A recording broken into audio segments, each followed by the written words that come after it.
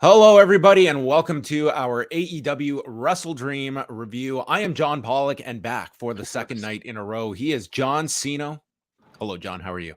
I'm doing good. How you doing today, John?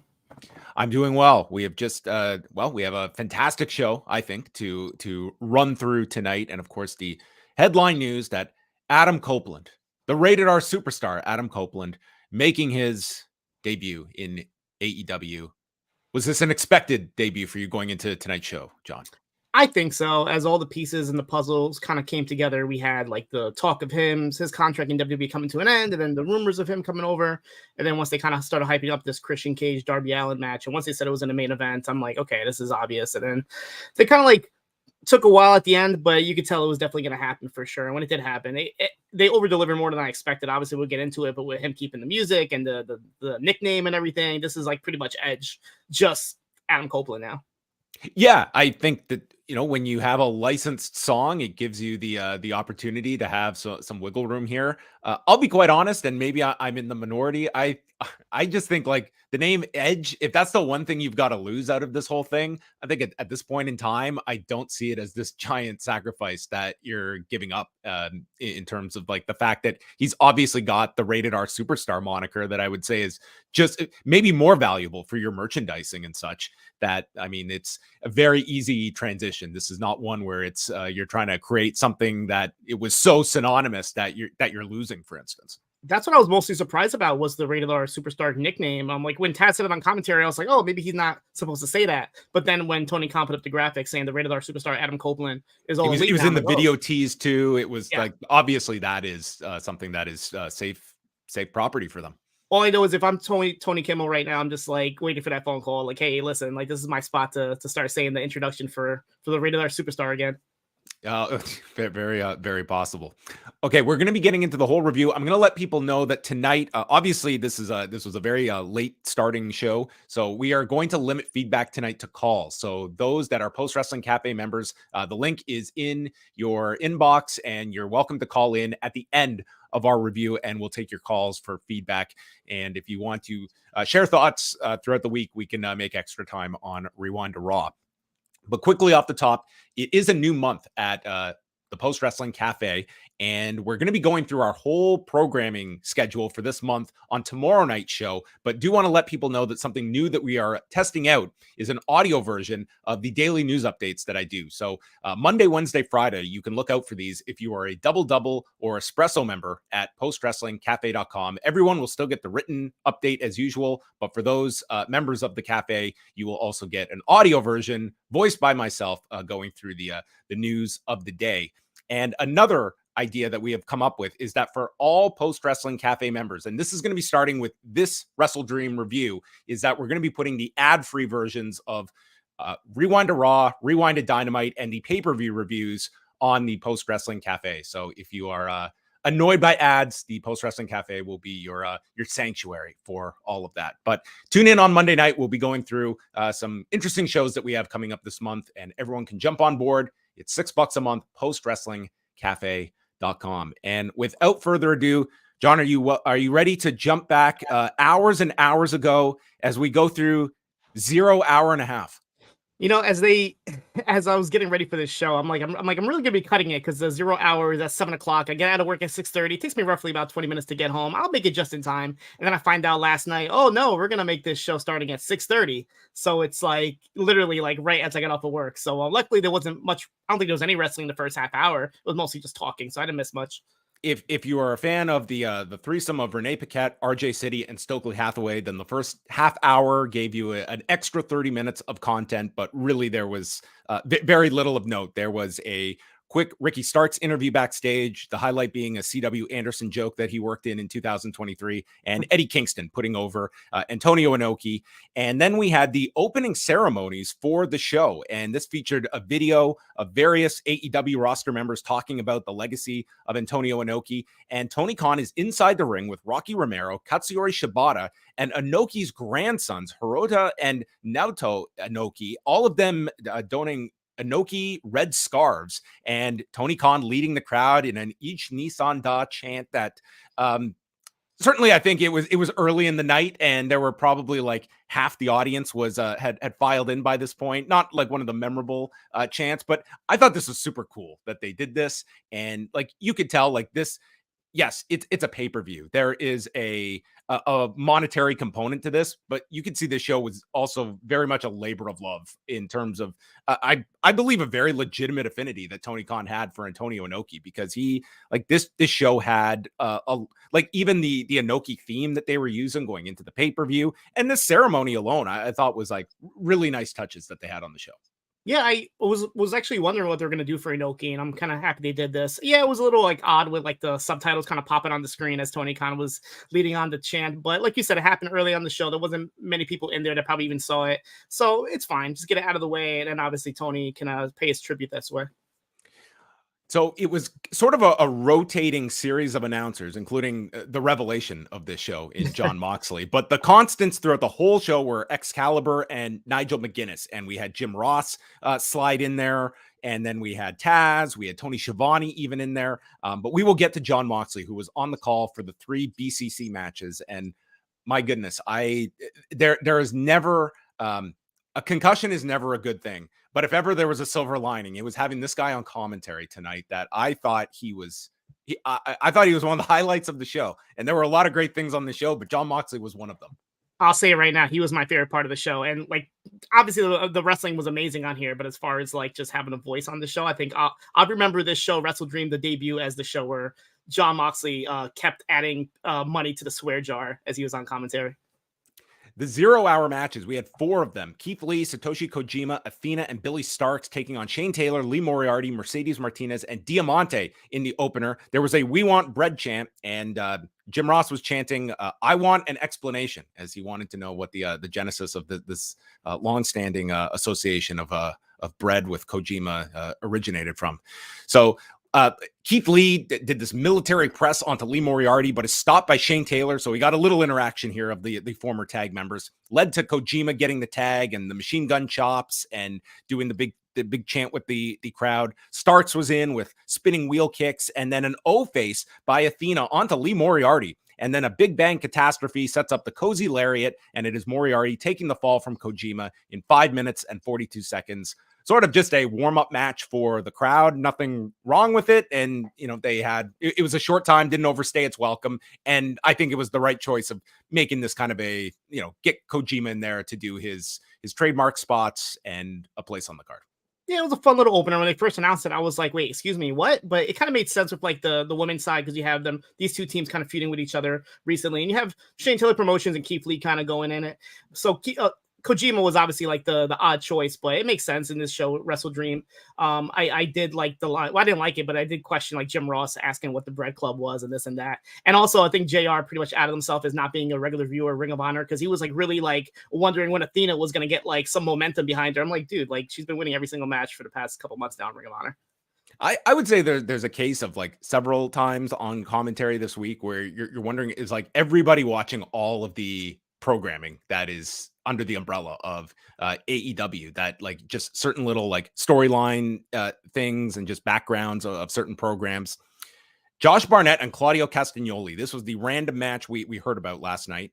And it's Josh Barnett coming in, a man who really was like a disciple of like Billy Robinson, but also looking at Inoki as, a huge influence on his career. Of course, did the Tokyo Dome all the way back in 2003, and has a long history with New Japan. People were even joking, was Josh Barnett the man that secretly attacked Jay White? Ooh, remember maybe from that interaction a few years ago in San Francisco? And yeah, that would make you watched sense. It at the time. Jim Ross and Josh Barnett are calling the show, and Josh Barnett like legit gets up, and you think this is total angle after they had knocked Jim Ross and actually like busted his ribs, and Jim Ross had to go to the hospital the next day. And Barnett just goes into wrestler mode. He's into the ring. He's challenging Jay White, and everyone's thinking this is an angle, and it's Barnett just totally acting on the fly here. And it never really went anywhere, but it was quite the match with Juice Robinson and Jay White at the time. So Moxley comes out with Claudio, and he is on commentary, and he reveals that Josh Barnett's been his secret weapon over the years, working out with him a lot. They had the blood sport match in 2021, and Barnett is out with an Inoki scarf. And we just get some great grappling at the beginning. And then as Barnett is trying for a knee bar, you got Moxley as commentator / coach just yelling, "Elbow that son of a bitch, light up that son of a bitch." And he continues. We see a dragon screw, some inside leg kicks by Barnett, and Claudio's coming back with uppercuts. There's knees from the clinch from Barnett. And I just love the way they start with the grappling. And then when they build to something like an overhead belly to belly, it gets this great reaction. And Claudio's up, and his big high spot is the giant swing into an ankle lock, with Moxley stating he would poo his pants if Josh Barnett actually tapped out. And after a series of jabs, a lariat, and a neutralizer, a ground octopus is turned into a crucifix pin, and Claudio pins Barnett. And after the match, it's Barnett who gets on the mic and just puts over Claudio, saying that he's heard all the great things about Claudio, but now he's experienced him, and everybody is correct. And that Inoki would approve of Claudio. He's a fan of his, and you rose to the occasion on this challenge. And I hope that we can meet again down the road, keep training. And Claudio just says, anytime, any place. And Moxley's like, the pay-per-view hasn't even started yet. We gave you this shit for free. And this would be, I guess he said later he was fine for his language during this match, but that was not a deterrent for later. Yeah, this match was great. I obviously want to see more time. When Barnett was questioning them doing it again, we had a couple people in the audience kind of chant for Bloodsport. I would love that in the future to see Claudio get a nice Bloodsport spot during WrestleMania weekend. But yeah, the highlight of this was obviously Moxley just calling Barnett you big bitch and this and that, and just kind of throwing in his I'm not sure if it was this match or a following match where he was cursing and they were telling him, hey, we can still hear you even though you cover up your mic with your hands. He was trying so hard not to curse, but he just couldn't help it. He would take his headset off when he had to swear and yell it. I was like, you're yelling so loud that the mic is still picking it up. It is a directional mic here that you've got. But nonetheless, it was very entertaining. And I thought this match, it was something different on the show that I thought really worked for the time that they had. It was a 0-hour match, and it was a cool little last minute addition to the show. Luchasaurus and Nick Wayne. Nick Wayne's mom is shown in the audience. She would have a big role on this show. And this was pretty much just a one-sided squash with Luchasaurus destroying this guy. And Wayne crawls by his mom on the floor, and she tries to make Luchasaurus stop, but it is swung into the guardrail. Luchasaurus misses in the corner, leading to a big moonsault by Nick Wayne. The Wayne's World gets blocked, and he's just clotheslined in the back of the neck and stays down in 455. And you're watching this and thinking, wow, this was just a destruction of Nick Wayne here in his home state. But by the end of the night, this would sort of be completely forgotten, as Nick Wayne probably having the highlight night of his career by the time this show was over. So in storyline sense, you would think within the 5 hours between this match and the main event, Nick Wayne, he literally got the sense knocked into him, and he was like, listen, I can't be doing this, mom. You tried your best to help me out, but I got this giant 65 million old dinosaur beating me up. I need to just join their side. He must have made up his mind within the span of the pay-per-view. If you can't beat him, join him. He had a long night to sit back there and reassess things. Where am I in my career? And the final 0-hour match, the Acclaimed and Daddy Ass against TMDK, Shane Haste, Mikey Nichols, and Bad Dude Tito for the trios belts. Max rapped about tentacle porn. The mighty don't kneel, but he saw them kneeling at the glory hole, and then a reference to the new era. What have you thought of Max's? He even threw in a slapjack joke to Shane Haste. He's going to get slapjacks. That was a nice little touch to the Retribution days. How did this stack up to your concert the other night? Not as witty as a Method Man or as hardcore or as knowledge based as a Nas, but he did okay. He did okay, I think, going into this show. Yeah, for those that maybe are not aware, on Friday, John went to see Wu-Tang and Nas, and that is where Wei. I don't know if he's currently there. The show might be over by now. Yeah, I think it's done by now. How was the show overall? Do you think would Wei have been satisfied with the performance? Yeah, I spoke to him a little bit about it. He thought the show was great, honestly. And it's funny because their set list was pretty much the same set list as me. So through the show, he's asking me things and saying things, and I know the answer to it. Like he was like, "Oh man, the entire Wu-Tang is here except Method Man." But me in my head, I know that they're gonna be Method Man for the second act, and I was like, "Oh, that's a shame. I guess he couldn't make his way to Toronto." And then like 5 minutes later, he's like, "Never mind, Method Man's here." And like that's good. You're a good friend to not blow it for him. Yeah, his wife really got into it because ODB's son is like taking his dad's spot, and he performed "Shimmy Shimmy Ya," which Wei Ting told me was his walkout song at his wedding. Oh, okay. Does he go by like YDB? He does, yeah. He's the he does. Bastard. Yeah, he's YDB. Okay, that was just me being an idiot. So that's great. I missed this show, but I'm glad that you and Wei respectively had great times. But here for the trios belt, the trios title match, we saw Scissor Me Timbers onto Nichols. They do the 3-man scissoring in the center, and Nigel just had constant jokes about Jim Ross scissoring, and he did not seem amused by this. A hot tag is made to Gunn, and Tito sidesteps the Famouser, lands a German. Max breaks up the cover, and then Gunn ends up ducking Tito and finally hits the Famouser, followed by the Arrival and the mic drop as the Acclaimed retain the belts, pinning Bad Dude Tito in 9:21.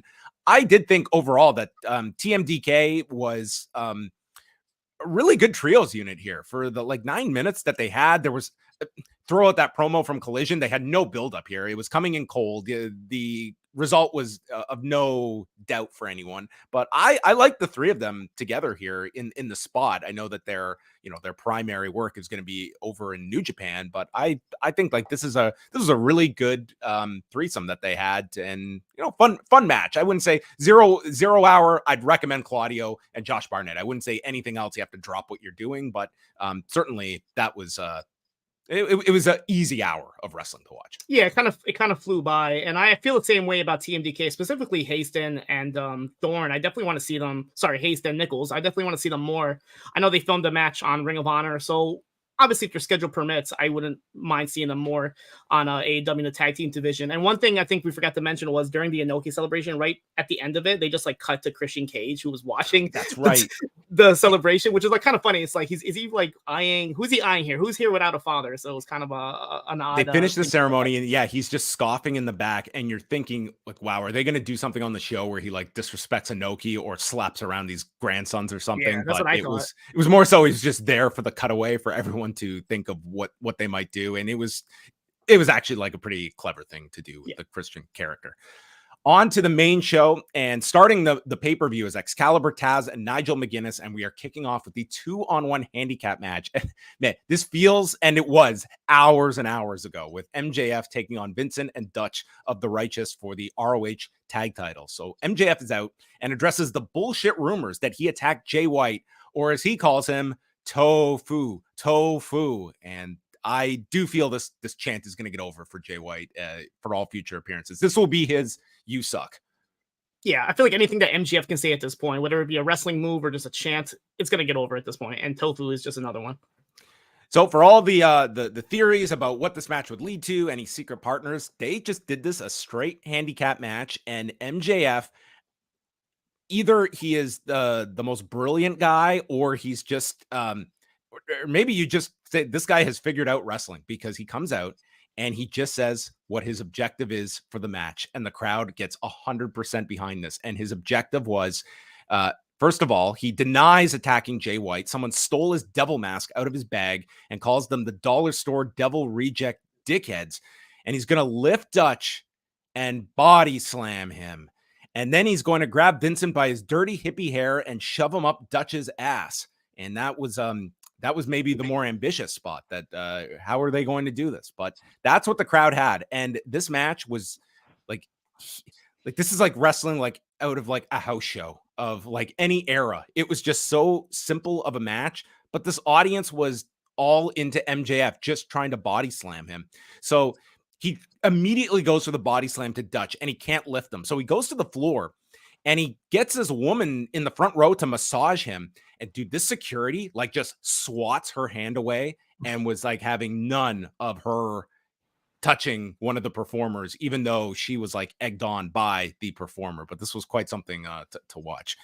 So it's a 2-on-1 beatdown. Vincent is doing Adam Cole's pose, and it's just Max building up and doing the strength spot, trying to lift Dutch. He tries to get him up, but lands on top of him. And then Vincent, this was kind of telling, John. He hits the spinning cutter that they've been winning all their recent matches with. And when Max kicks out, like not that big of a reaction to this. I don't think half these people even know the Righteous's finish that they've been doing on television. And I think that is kind of telling of just how much on the radar Vincent and Dutch are of just this short push that they've been receiving. Yeah, especially for a team that's like just now getting introduced to like AEW main programming. It's definitely a tough spot to put in like a main event program with your world heavyweight champion at all people. It's definitely a hard spot for them to try to get over with. And like you said, they didn't even react to the finishing move. There was this spot, and then the block of wood, which they set up on Collision to shatter MJF's ankle. And this was where I can't remember who it was, but one of the announcers just sounded like, "What's he doing here? Like, what's going on?" And so they put the block between MJF's ankles to shatter it, but he grabs Vincent by the balls to throw it or to stop him. And Bryce throws the block of wood out. Vincent misses the death from above, the swanton. And after Vincent gets a run into the corner, Dutch hits him, staggers, and MJF hits the body slam. And dude, the crowd went nuts for this. It's like, here it will dangle a carrot. And then when the dog grabs the carrot, the crowd goes nuts. And that's the MJF formula as a babyface. And then takes Vincent's head and rams it into Dutch's ass. And he's just got to sit here in this position for an ungodly amount of time while MJF sets up for the kangaroo kick and hits both of them, hits the heat seeker on Dutch, and I guess to throw him a bone, he uses the rope for leverage to give them some kind of out, and MJF retains the belts in 9:35. I'm not gonna lie, like when he had Vincent like in Dutch's like ass and he was going for kangaroo kick, I'm like, is he gonna like kick Vincent? I thought that was the spot. I thought that was the spot. And he's just gonna go deeper and like I was trying to visualize exactly what they were trying to do here. But like you said, MJF clearly knows how to play a babyface. He literally has to say one thing, the crowd gets behind him. He teases the one thing, and then he finally does it, and he gets a big pop. Very simple 101 wrestling. This match, I don't know if it's because it was so like literally so long ago. It just felt so out of place with this show. Like all this. I'm so glad they put in the opener, John, because I think later in the show, I think this would have been a lower point of the show. Like I just don't think this vibe, this audience would have. It's like you've trained your audience to be watching just hot match after hot match. Maybe some like MJF's character would have overcome that, but I think this was the only spot you could have put this in, this or like one or two into the pay-per-view, because I think this was probably the best bet. This honestly felt like a 0 hour show, but because it's a world champion, we can't put it on the 0 hour. And I think you mentioned like it kind of felt like a house show vibe. It definitely felt like that. Like it was a fun match, but it just didn't feel like it belonged with the rest of the card for the most part. I do like the spot they're doing with the block wood. I feel like they did that in Ring of Honor. I want to say it was when Vincent was with the Kingdom, because I feel like I remember Matt Taven somehow doing like the same spot with putting a block in between the legs and everything. So I kind of like how they introduced that as part of the Righteous's gimmick now. But yeah, like we didn't get any sort of like continuation. I know they teased what happened with the attack and MJF kind of like denying it and whatnot. But other than that, I guess they're limited with Adam Cole not being there. But we got no Kingdom on the show. We got no Roderick Strong presence at all on the show. What did they have to rush out of their match from Collision? What did they have to do? No idea. No clue. There's no mention of that. So maybe follow up on Dynamite or Collision this coming week. Eddie Kingston and Katsuyori Shibata followed that. The double title match for the ROH and New Japan Strong Openweight Championship. And they had a great match here. I would say this was the first like really great match of the show that had many of them.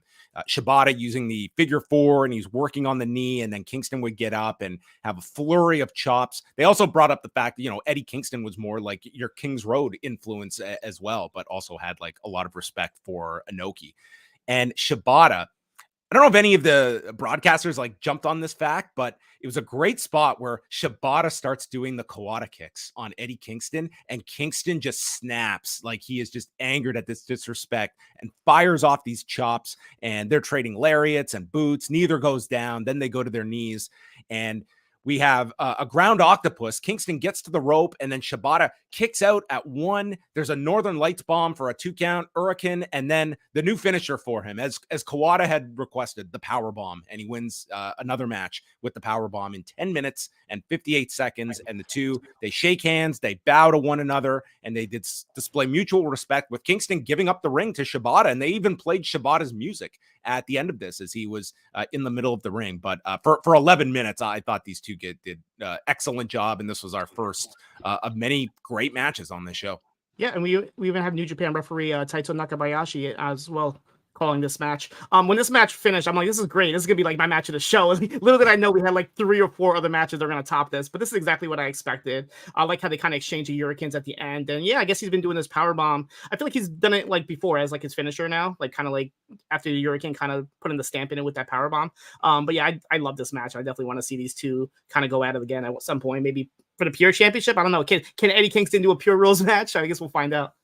Yeah, I think as well, like with I would state this across the board for all like the different champions, but like Shibata being the one that's pretty much been just ROH specific is another person that you could certainly be floating onto the more AEW shows as well to have that level of exposure and just another name that you can utilize here.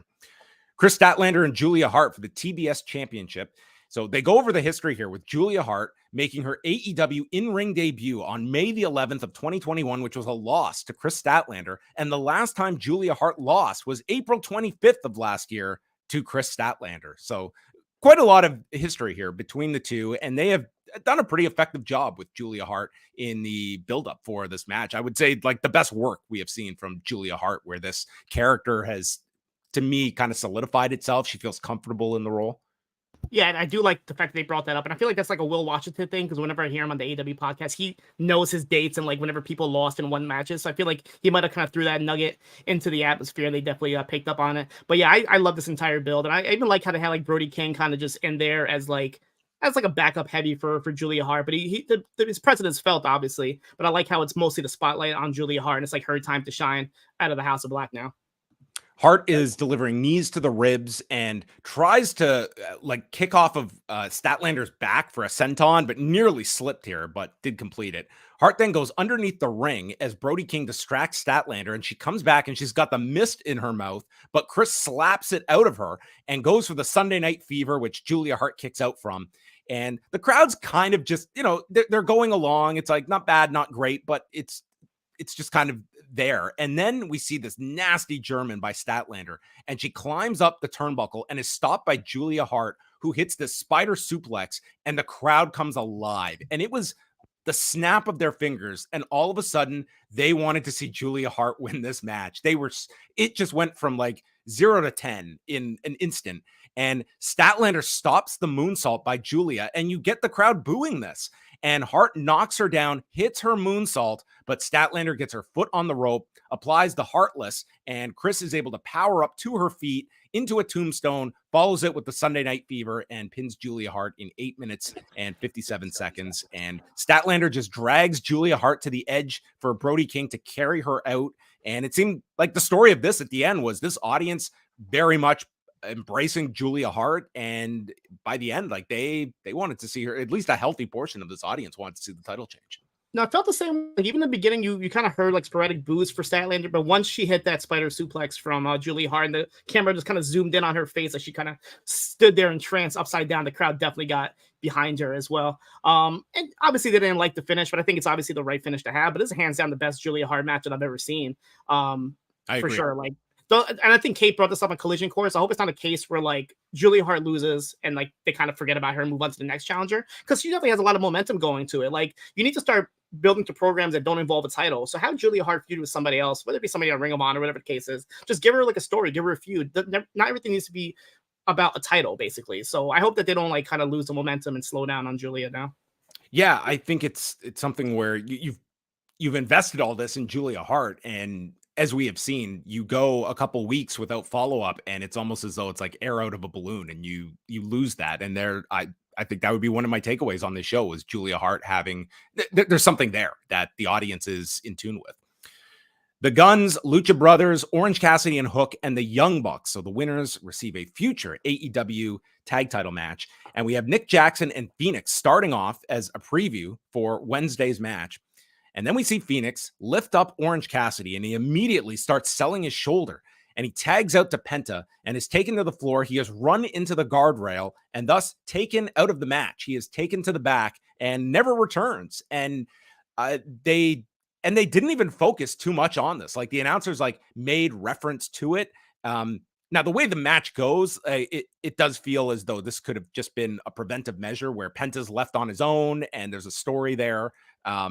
But yeah, it remains to be seen. I can't say for certain what this was, but obviously, like, he was legitimately hurt and just got cleared on Wednesday, and you want to keep him in tune for this match that is coming up with Nick Jackson as well, but not in the sense where they made this like a big like focus like you would a normal angle or something. It was almost like they tried to avoid this and just Yeah, and it's kind of hope. hard, like when they do this like recently, and they actually have the spot where the person comes back at the end and kind of like you really don't know, right? And it's Yeah. like I thought it was going to be like the Tony D'Angelo spot we saw last night. exactly. That's exactly what popped in my head. But I'm thinking, okay, he's fighting what, Matt Jackson on Wednesday? Nick, I'm like, Nick Jackson. Nick Jackson. I'm like, maybe they're trying to like just maybe like put some sort of doubt in him retaining that match. But for that point, I would expect him to come back at the end and maybe take the loss. But no, he didn't come back at all. So I think it was a legit injury. Austin then tries to pin Colton, and Paul Turner is not going for this. And they're like, but that would mean he wins the match. It would also mean they lose the match, wouldn't it? So that's Paul Turner. This isn't his first rodeo. Matt, it's interesting to watch Matt. Like, all these months later, he's still got that left biceps like all braced up. And like, that was back in March. He suffered that partial tear. It's like, you have to wonder like what restrictions he's working with just with that biceps that he didn't get the surgery for. He just rehabbed it and was able to come back by the next pay-per-view after that one. Matt Jackson and Hook had a Northern Lights battle, and they really gave a lot to Hook here. Like, he ended up getting the better of Matt Jackson and throwing him around the ring. Penta gets in, and he's hit with a backstabber by Austin. Then a Made in Japan is delivered to Colton. And we see Nick with his big sequence of the rolling facebuster, moonsault off the edge. And as Hook goes for the red rum, Austin stops it, and an orange punch is delivered, and that sets up the red rum spot. But Nick tags Austin, and he still got him in the red rum. So Nick comes off the top with a 450 splash onto both guys, which is almost a recipe to like shatter someone's arm, but they seem to be okay here. Orange Cassidy makes the save, and then Penta delivers an assisted Fear Factor Gory special onto Hook and Cassidy with the help of Nick Jackson. The Bucks then clear the ring, and then for all the amazing things you see Nick Jackson do, flawless. It looked like he was thrown to the ropes to do like a 619, like through like just the Tiger Feint kick, and just totally blew this. And I was like, of all the things for Nick Jackson, but then they just made their hit their BTE trigger onto Penta, and it is Penta who was partnerless taking the fall, and it sets up the Young Bucks and FTR that I don't think we're gonna have to wait till Full Gear for. I would suspect Title Tuesday next week. Yeah, you got a bunch of shows. Like you said, you have the anniversary show on Wednesday. They could just throw it on there if they want to. Well, no, because you got Nick Jackson wrestling. But yeah, Title Tuesday makes sense on the following week for sure. The one glaring thing that I noticed like going into this match was 4 of these people already hold titles. I'm not sure what that says like about them having too many titles, or do they need to put other tag teams in a division that don't already have titles? And I was kind of disappointed by the ending. Like, I really wanted like Hook and Orange Cassidy to win. I feel like they have not a lot of momentum, but a little bit of momentum as they started teaming up recently. And they would be the fresh team going into a match with FTR. But yeah, the tried and true formula, Young Bucks versus FTR. You can't go wrong with that. Yeah, injury aside, though, this match was okay. I just feel like it got lost with the amazement that was the rest of the show. I guess going in, like, this was one of your matches that certainly would have been a candidate. Like, this could have been like number 1, number 2 match of the show. It certainly was not that, but it was, entertaining for what it was. But I think that these 8, certainly there's a better match in there. And in terms of going with FTR and the Bucks, I don't see too many people complaining about it, but it almost feels like that old trope that they would use in WWF in the 80s, where you take it to all the cities, and then when the feud is done, you do it on Saturday night's main event. And this feels, let's do it on Dynamite next Tuesday when it's a big head-to-head night, and it's one more match between them.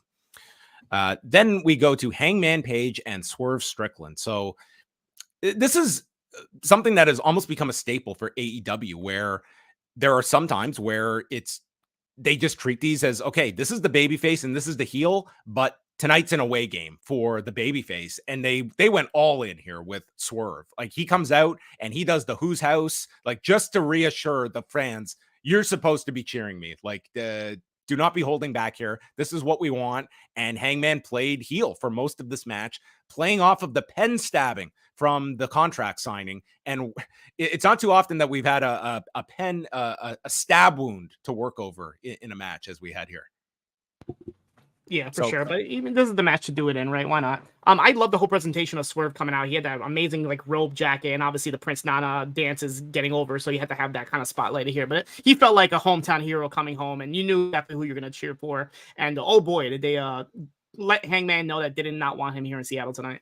Yeah, tons of heat for Hangman, and he was playing it up, like just constantly going for the hand, and the crowd would get pissed. He would like ram it into the steps and into the post, and then Swerve would come back, and the crowd just got with him. He manages a Swerve stomp, and then the house call, only getting a 2 count, and then misses a stomp onto the edge of the apron. So Page is then run into the metal turnbuckle, and he comes back, whipping the hand into the post and hits a dead eye on top of the steel stairs.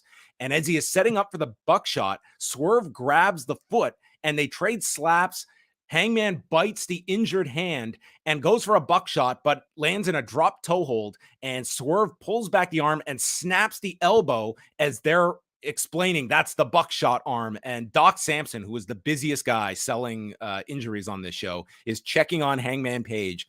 And with that, there's a Swerve stomp onto the edge of the apron as Samson is checking on Page, and then Prince Nana just goes across your screen doing the dance. And I laughed out loud at the timing of this, and you had the whole crowd doing the dance. He then hits a 450 splash onto the injured arm for a near fall. We see Page come back with a left arm discus lariat, which is the good arm. And then a dead eye gets countered back to an arm bar. Page just hammer fists onto the injured hand of Swerve. And then Swerve, the buckshot is hit, but he can't capitalize and cover fast enough. And then as he goes over, Nana puts the leg onto the rope and he gets ejected by Paul Turner. Crowd hates this decision by Paul Turner. So Nana's arguing as Page tries for another buckshot, but as he goes into it, Swerve has Prince Nana's crown and decks Page with it and hits a pair of house calls and the JML driver. 20 minutes and 12 seconds. Swerve gets the win, and you have the whole crowd doing the Nana dance. And I would say semi-surprising that they did put Swerve over here. Yeah, I guess with the last match, I guess maybe that's the reasoning why they you said surprising that they did put Swerve over. Yeah, I guess he kind of had to with the type of reaction. The key, he didn't bring any of his family to the show. That we know of, at least. At least they didn't show them on camera. I think that's the key. It's like to bring your family, but don't tell anybody so they don't show them on camera. Because once they do that, then you're safe. Right. To win. It's got to be in the crowd.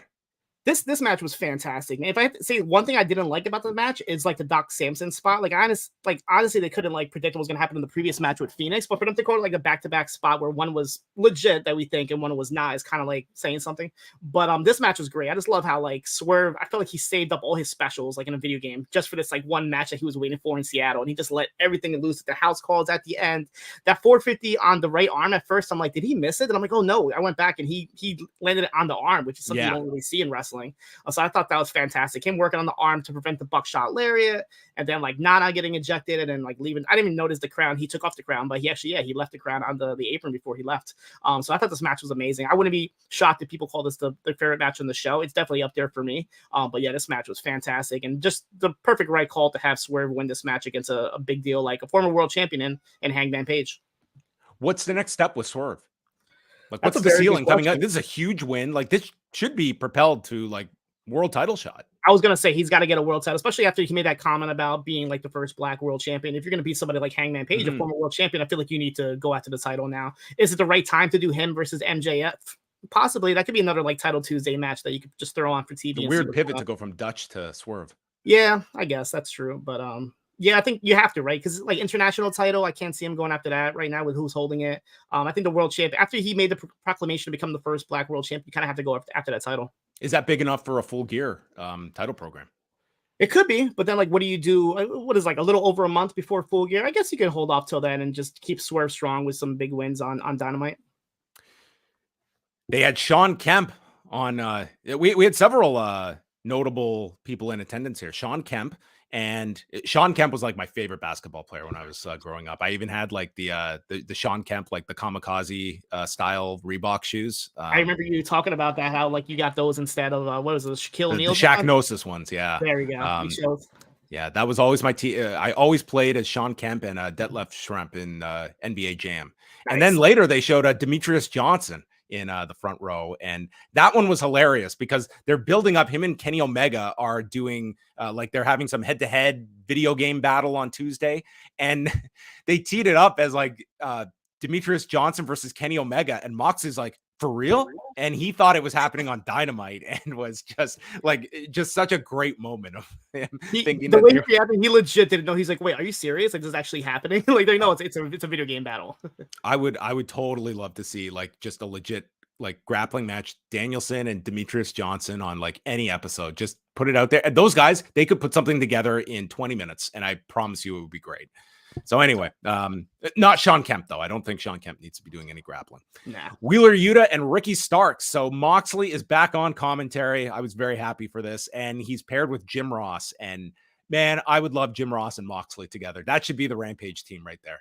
And Moxley notes he got fined earlier for some of the language he used on 0 Hour. That did not stop him from moments into the match yelling, Yuta, make him pay for that shit. Make him pay for that shit.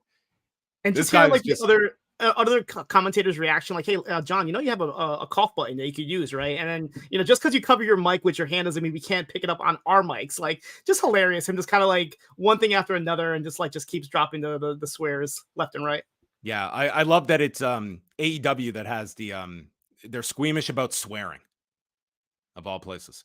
But we have Yuta and Starkz here. So they start off with a really nice grappling sequence, and Moxley's explaining that open hand slaps, they're just disrespectful. And Starkz does the rope walk, and they're trying to see if Moxley is disgusted by this. He's like, that's actually pretty badass. And Moxley, even a shout out here to Justice Payne during the match. Then Big Bill gets involved. He comes down, and Starkz goes for the hammer and anvil elbows, but Yuta just no sells, gets to his feet, fires back, big lariat to him, and then shoves Yuta shoves Starkz off the apron onto Big Bill on the floor, and then Bill is running to the post after trying a choke slam to Yuta. And we have elbows from Yuta, tries for the seatbelt, only gets a 2 count, and then Starkz comes off the ropes with a spear and a Rochambeau in 9 minutes and 47 seconds. More spears to come on tonight's show. My favorite part of this match is like, I think it was Excalibur was like, oh, you got to give it up to Big Bill for really helping out, Starkz here winning. And Moxley's like, no, he really didn't do anything. He just kind of got tossed into the ring post, and that was pretty much it. So I thought that was hilarious.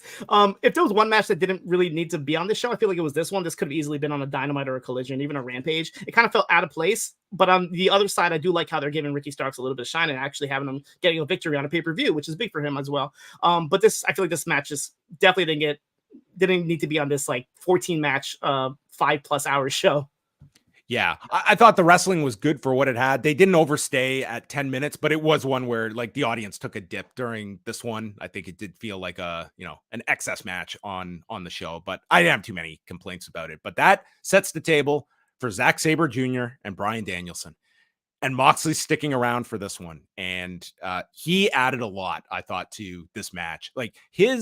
I thought the biggest strengths for Jon Moxley, number one, he has the appeal of you don't know what this guy's going to say. And that's like a fun dynamic to have for a broadcaster. Number two, when he gets into the technical discussion and breakdown, he's really good. He's very good.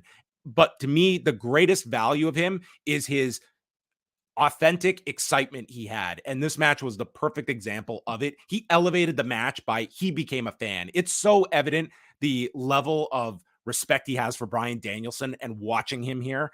And it was like contagious, this excitement that this guy had. Like he very much could be AEW's Joe Rogan, except he's also one of your main event guys on top of it. I think they have something remarkable in Jon Moxley that if, schedule permitting, like I can't see them giving him a weekly position, but I think you probably just threw him out here as like, hey, it's a chance to get him on the show. And what you came out with was, man, here is yet another guy that we could put in this role, and he's very good. Yeah, I feel like this might have been like a kind of like last minute decision. Like, hey, let's just let the people know that you're doing okay. Let's put you out there and do some commentary. And I looked up like his like history. He only did like commentary for like one Wrestling Revolver show like pretty recently, but other than that, he's had no experience in it. And like you said, he comes off amazing. And you can tell he's not somebody who takes notes or goes and does research. He's just doing everything. It's just genuine. It's just, like the guy's a fan. He knows all of this stuff. It's like he lives this and just conveyed it. And I'd be very curious if it was just a spontaneous call after the reviews that everyone was having after the Claudio match of let's send him back out there for the other BCC matches. Even some little things like when Nigel was talking about like Bryan being like the second best thing out of Aberdeen besides like Kurt Cobain, and then you had like Moxley was like talking about Yukon Eric, and Yukon Eric, and then like Moxley even brought up like Jimi Hendrix like being from there, like little things like that like you don't really get from like your average commentator. So Moxley's out there, and I thought, like, honestly, like Jim Ross, like he has his detractors and such. I thought Jim Ross was really good on this show, and I thought he was excellent in this match, and I thought he gelled very well with Jon Moxley. Like the two of them, I thought they played off each other really well. Danielson comes out, he's in the Seahawks colors, and they're comparing this to the 60-minute draw that Inoki had with Billy Robinson back in 1975 to determine the best technical wrestler. And also, as a nice nod here, they had Aubrey Edwards as the referee for the match as well, a Washington native. So we start off, and it's standing switches. The crowd is electric at the beginning. They see this as a dream match. They're treating it as such. Zach's trying for the octopus, Danielson with an Indian deathlock, and they try the double crab hold, and it looked like they wanted to like balance on their heads for a bit longer, but they lost the position quickly. But the crowd was like all ready to just go nuts for this. Moxley is going on about, man, Danielson's into some weird stuff. He reads about tantric sex, and then moments later, he's like, right now it's just a big swinging Johnson contest that they're having. Excalibur couldn't change the subject even quicker when he brought up the fact that Danielson reads a lot of weird sexual stuff, and Excalibur pivoted over to like an Inoki tribute moment about after the tantric sex comment, and it was just so funny to hear the transitions here. There was no strikes thrown in this until like 7.5 minutes in, when we see like uppercut exchanges and Danielson using the left arm instead of the right one that he had broken against Okada. And Zach is trying to goad him into using the right one, and that became Zach's target, going after the right arm. He bent the middle finger. Then after a backflip out of the corner, Danielson rolls to a half crab, and we see a series of dragon screws. He hits 3 in total. The second one is maybe the most violent looking dragon screw I've ever seen, and I thought that he just tore out Zach's ACL on pay-per-view. I saw a gif of that specific dragon screw in slow motion, and it looked like his ankle was just being like snapped out of existence by Thanos. It just like, I don't know what was happening with that. It was like the knee torqued, and and the ankle like went at a different angle, and it just looked like the worst dragon screw you've ever seen. But man, it just and then they replayed like either the first one or the last one, but not the middle one. It's like the middle one was like an all-timer there. They're on the buckle, and then Zach is torquing the arm. Nigel's comparing it to Volcon, and we see a butterfly suplex by Danielson, and he transitions to the submission he beat Okada with, but then moves to a half crab, and it's Zach getting to the rope, and Danielson starts stomping him. Zach ducks a Busaiku, and we get a pair of European clutches for some near falls, tries for another one, and Danielson now has it scouted, goes for cattle mutilation, and we get the two transitioning into like a 50-50 guard, and they're trading slaps, kicks, and there's a PK to the arm. Zach hyperextends it, and Nigel's yelling, "Think about your wife, think about your kids, retire now." And then it's Moxley taking the mic down. "Come on, Bryan, fuck that guy." The guy was the best. And then it's an elevator sweep by Zach to an armbar. Bryan scrambles and hits the Regal Plex. And then in maybe one of my favorite spots of the year, Zach gets up, his knee buckles, so his head goes down. Boom, the Busaiku hits him dead in the face, and it's a 2 count. And Bryan then takes the pad down, hits the Busaiku for a second time without the knee pad, and wins in 23 minutes and 12 seconds. And to quote Jon Moxley, who just sat back like he needed a cigarette, "Holy shit," was his recommendation at the end. I couldn't have said it better than Moxley said. This was my match of the night. Fantastic match, up and down. This is exactly what I wanted from these two. The crowd was totally into it. The commentary, I feel like not having Moxley on it, like obviously would have been an amazing match, but just like that cherry on top of having Moxley just have his like hardcore, like raw commentary to this only made this match so much better. I can't even say much about this. Just watch this match. This is like hands down one of the best matches. I can't even like picture a rematch. Like what did they do in this match that they could possibly do in the rematch? I'm scared to find out. But yeah, that dragon screw, like I went back and watched it so many times. Like there was so many spots in this match. But yeah, I agree, that Busaiku knee and just Moxley getting on his feet and screaming, "Fuck that guy." There was so many like highlights. It felt like a little mini movie in a way.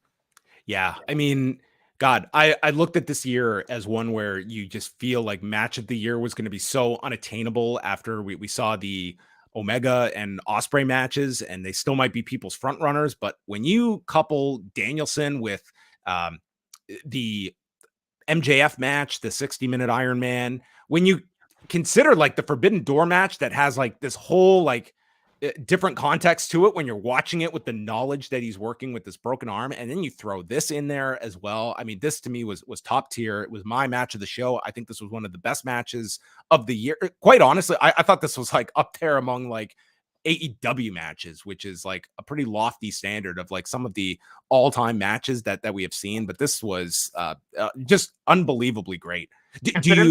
I would say if you did not have the edge surprise at the end, do you think that would have been the only thing that put that in the main event as opposed to this? I think so. I think this probably would have been a main event, especially the way that this match played out. But once they found out the whole edge thing, they kind of had to switch it around a little bit. The fact that these two were supposed to have a match at Forbidden Door 2022? Last year's one. Yeah, that was, where Claudio got the match. And it just built this up. And this match was the second of 5 matches that was 20 plus minutes. And I have to admit that none of these matches felt that long. Like the way that these matches flew by, they definitely did not feel like they slugged on too long, or they just kind of overstayed their welcome. I feel like they did fantastic. But yeah, I want to see a rematch with these two. It's like, I don't know when you do it, like maybe not Full Gear. That's a little bit too soon, but I definitely want to see part 2. And hopefully they have like a fantastic trilogy coming out of this.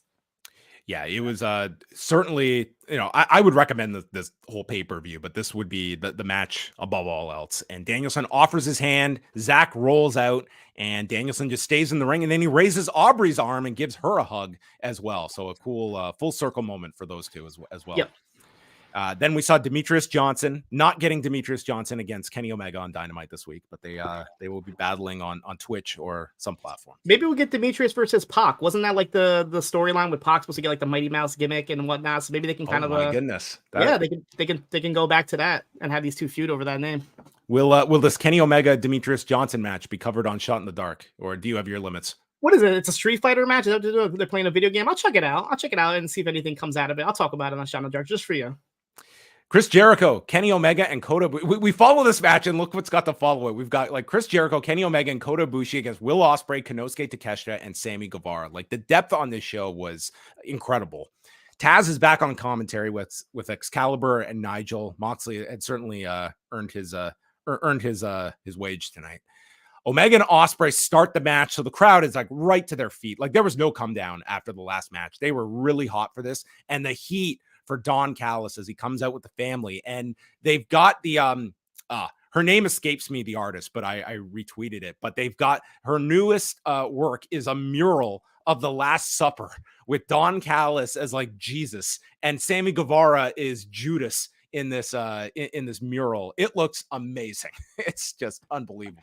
Yeah, her name is Mel Coleman. I know you retweeted this, so check it out on John's Twitter. But yeah, I thought this was amazing. As soon as I saw this, I'm like trying to see like who's everybody else, but it looks like their faces were blurred out, which is kind of cool because like in the long run, if you do want to add on more members to the Don Callis family, you kind of like just put their faces in and kind of make the full Last Supper if you wanted to with the Don Callis family. Callis had a ton of heat, and so did Sammy Guevara when he was tagged in. Do you feel that Sammy Guevara is in the role he needs to be right now? Do you think he is fully clicked, or is there still work to do there? The thing with Sammy is ever since like he started AEW, he's been part of a faction, right? He was in Inner Circle, then he was in Jericho Appreciation Society. So he's like never going to be on his own because now he's right in the Don Callis family. So I feel like either like he doesn't, I doubt that he doesn't have his own like belief that he could be good on his own, but I feel like the crowd hasn't seen that yet. The audience hasn't seen that yet. So I feel like he's just not getting the opportunity to really showcase because he's always like not even the first guy in the group. He's always like the second or third member of the group if you go like by like, you know, list order. Well, the match, this was another 20 plus minute affair here, and we get a standoff with all six, and then you got the baby faces doing the Inoki, each Nissan Da for the crowd, and they were much louder here. Once you've got, there were apparently like over like 6,000 people. They had all filed in by this point, so it was much louder later in the show. Ospreay and Omega, Ospreay has Omega in an abdominal stretch, and then he holds on to Guevara, who holds on to Takeshita, who holds on to Callis from the floor, and then later the baby faces would do this. It's a while until Ibushi is finally tagged in. He does the Golden Sex Gods pose with Chris Jericho, and then there's a chant of Golden Lovers when Omega and Ibushi are in. They're battling Guevara 2-on-1. They do the cross slash, followed by Jericho with a lion salt, and man, there was just a ton of stuff in here. Omega does the Terminator dive to the floor. Guevara hit this incredible shooting star press off the top to the floor onto That was Omega. scary to look at as well. Like I went back and saw that. Like he kind of like landed on his ankle. There's a lot of scary spots. Even when Takeshita was delivering like the German snap suplexes onto the top of the necks, there was a lot of scary spots. But these guys are obviously professionals, so I wasn't worried too much. Jericho ends up getting beaten down, and it's 3-on-1, and he's trying to fight them off, but the numbers are too grand. And so then Kota Ibushi just stares down at the floor, and we get the arrival of Murder Ibushi. Yes. And he starts dropping Guevara, dropping Ospreay. He comes down to strikes with Takeshita, and then he was like thrown up and went to land on his feet and like lost his balance. The Kamigoye gets stopped by Ospreay, and then everyone's in. They tease a one-winged angel into Ospreay, but Kenny is sent with a Rana to the floor, and Ospreay follows that with the Sky Twister press. And here's a guy like Ospreay. He had got the whole suction cup therapy all over his back. Yep. So that was probably his going away present after Yota Tsuji last week. But didn't stop him in this match, even with a 6-man. Judas Effect is hit to Ospreay, and then Aubrey starts tending to Will's neck as he pretends like this Judas Effect has jacked up his neck. So she's distracted. And meanwhile, there's a GTH turned into the walls, and the Aubrey is not watching this. And Callis nails him with Jericho's own bat. And then Will is grabbing his IWGP UK title. And now Aubrey is distracted a second time. So you kind of did back-to-back distraction spots, which I have to imagine someone was just like, they were on a different page. Like it was just supposed to be one distraction and the bat shot, but we got like 2 separate spots here with the distraction to Aubrey. And then anyway, Jericho's laid out from the bat, and Guevara pins Jericho in 22 minutes and 10 seconds. So that's the heat on Guevara. I wasn't crazy about the closing sequence here with like the, after this match you had, but that, and more so just like the execution of it as well. It just felt like kind of off that you had to make Aubrey look so just out to lunch here back-to-back times, like just looking kind of just clueless here at the end. But what did you think of the match as a whole? Yeah, you pretty much took the words out of my mouth. I liked the match up until the ending. It was too much. It was too much of a clusterfuck. At one point, Aubrey even like connected eyes with Don Callis as he's in the ring, and he just kind of like had to turn like she didn't see him or whatever. It was too much going on. And I agree. Maybe it was like supposed to be one sequence, but because it got like everything was kind of lost in translation, it kind of got messed up a little bit. But before that, everything before that was definitely good. I love the spot with Kota and Takeshita kind of going like head to head. It kind of reminded me of like Arnold Schwarzenegger like meeting like the new Terminator in like part 5, whatever the case is, and kind of having to fight his own like younger self. By the way, I'm looking forward to the Predator review coming up this week on Post Wrestling. Yeah. Plenty of people had time to bleed in AEW, but that will be coming up this week. Yes, our look at Predator, a film I had never seen actually before this week. So traveling back to 1987, but yeah, 22 minutes, 10 seconds. Obviously, you can pair up so many different combinations coming out of this. You've got Jericho and Takeshita, which is like what 6 weeks until that match, so you got plenty of time for that. More you can do with Jericho and Omega together.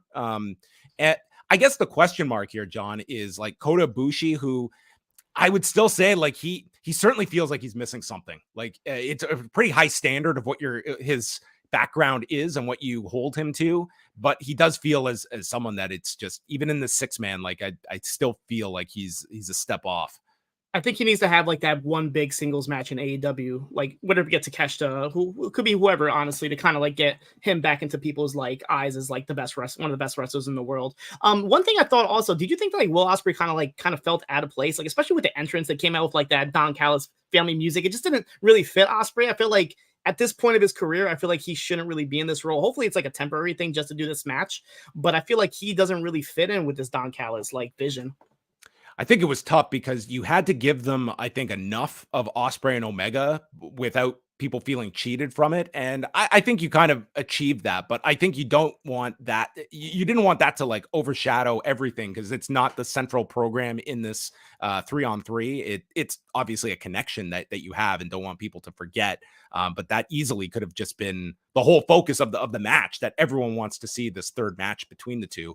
But, the prime focus, I guess, was the Jericho Guevara program and this alliance with Jericho and Omega that I see them continuing with after this. Like that crowd in Seattle on Saturday night for Collision, like, man, they were very behind those two. Yeah, and supposedly Jericho, he trademarked the Golden Jets as like a team name possibly for him and Omega. So I could definitely see them kind of staying together. And I know they don't have any shows. Does Brett Hall not have maybe a gripe with that, like for on behalf of his father or anything? That's a good point. And I know they don't have any shows coming up to Winnipeg, but imagine like just them two headlining Winnipeg as a tag team. That would be fantastic. They drew very well in Winnipeg. They should go back at some point. So in our cool down match was one of the best matches of 2022. It's FTR against Aussie Open 1 year to the day of Royal Quest 2 last year. So you have the tag titles here defended by FTR. And early on, it's Aussie Open with a collider on the floor. And they got the heat on Cash Wheeler for like the first half of this match. And they're just cutting off the ring. Dax can't get the tag. And Davis is using like wrist control and just dropping him with lariats. And then Dax finally gets the tag and misses a swan dive headbutt. They hit the Aussie Arrow onto Dax for a 2 count. And then there's this spot where FTR goes for the power and glory onto Mark Davis. And as they hit it, Mark Davis grabs his wrist and he's just grabbing this thing. And then Fletcher dives onto Dax and they crash on top of Cash and Davis. And God knows if like more damage was done. But for the rest of this match, Davis like could not use this arm. And if you're watching this, they go for this shatter machine onto FTR. And it was a very clunky version. But when you see the replay, dude, Davis was the one hoisting him up.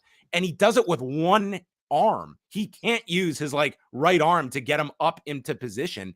And he worked like, what would you say? Like another like 10 minutes with this wrist. And hopefully he didn't break it or anything. But I mean, he was, this wrist definitely looked hurt. Yeah, for sure. This match was fantastic. Obviously, we'll get to the finish, but like there was a one spot with like Dax and Mark Davis going like head to head with like chops. I just want to see those two have a match. Like, you don't really like there's certain pairings that you don't like vision, but once you actually see it in front of your face, you're like, oh yeah, Mark Davis versus Dax Harwood. Give me that match on a Dynamite. Yeah, I mean, Mark Davis and Kyle Fletcher, like as we've seen over the last year when there have been injuries and such, like these two on their own are like they're tremendous talents, like separate from one another. So the match continues, and there's the Coriolis, and Dax makes a save. They hit Davis with a spike pile driver onto the edge of the apron. That takes him out, and Fletcher gets launched off the top turnbuckle into a super shatter machine with Cash pinning him in 20 minutes and 38 seconds. Awesome finish to this match. I wouldn't put this at the level of last year's because that crowd last year for Royal Quest was insane, but this was excellent as well. You can add this to the list on the show. Yeah, I mean, this is like one of the first matches that was announced for this card when they first announced it, and people expected it to be like, match of the year. Not saying that it can't be up there, but like yeah, the first match was obviously a lot better, and then the rest of the matches on this card were like far more superior, I feel like. So this match kind of gets lost a little bit, but I still enjoyed it. Like I said, that Dax and Davis spot, when they hit that like an assisted crescent kick, like off the shoulders of Davis, that was ridiculous.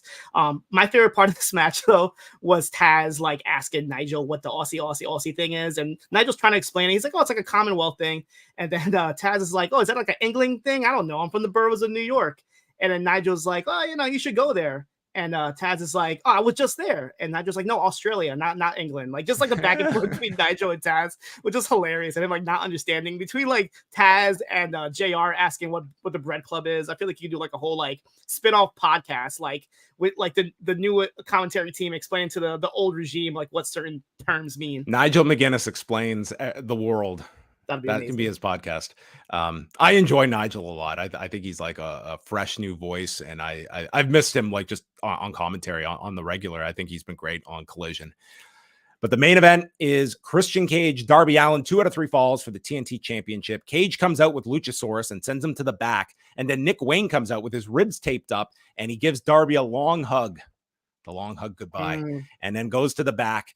And dude, I don't know how much of you caught this, but all of a sudden, Darby, he just starts destroying his skateboard on the steps, and then he's bleeding. And I'm pretty sure the skateboard must have just caught him it was right under his eye. Okay. It's like, dude, this guy could have like lost an eye just from this skateboard spot. I like, saw that Darby could do this. I was confused. I'm like, oh, that's an interesting type of face paint that he's wearing. I thought it was like makeup too. I was like, Darby's just got some weird like blood tear or something. But no, it was like they showed it. I was like, he's cut. He cut himself before the bell even rung. Before he had any contact with Christian, he already cut himself open.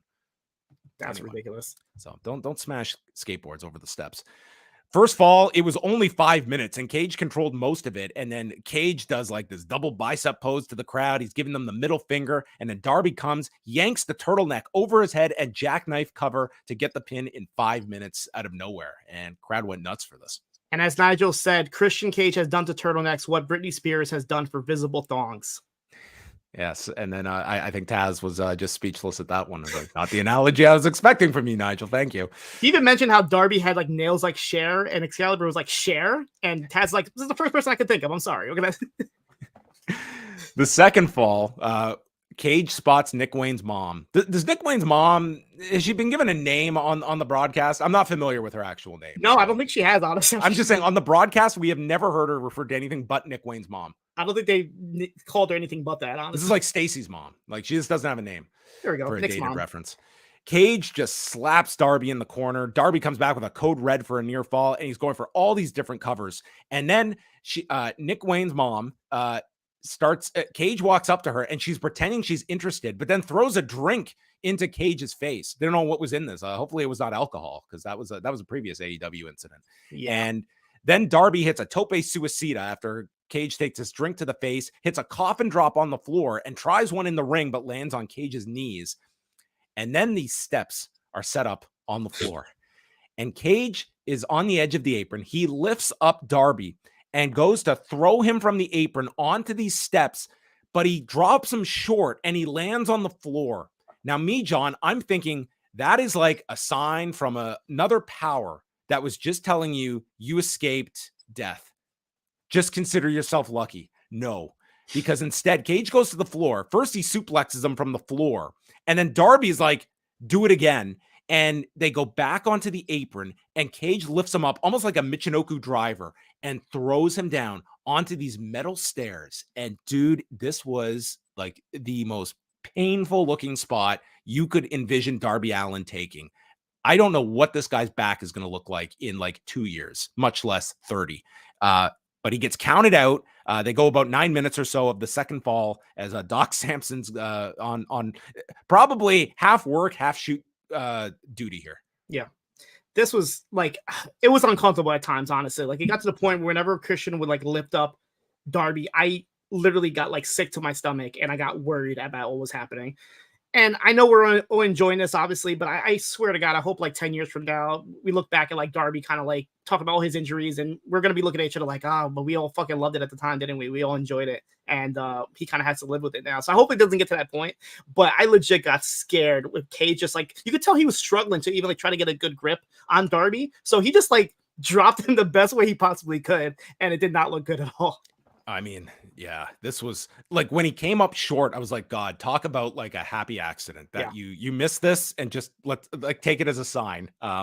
But that is not how Darby Allin responded to this. This was just a totally like nasty bump. So the stretcher is brought out. They put Darby on the stretcher, and Cage comes off the top with a frog splash onto the stretcher. I mean, the fact that is like almost forgotten about, like that alone. Oh yeah, that happened too, didn't it? Yeah, like stretcher's not going to break. It's like I don't know how much of your fall is being cushioned here.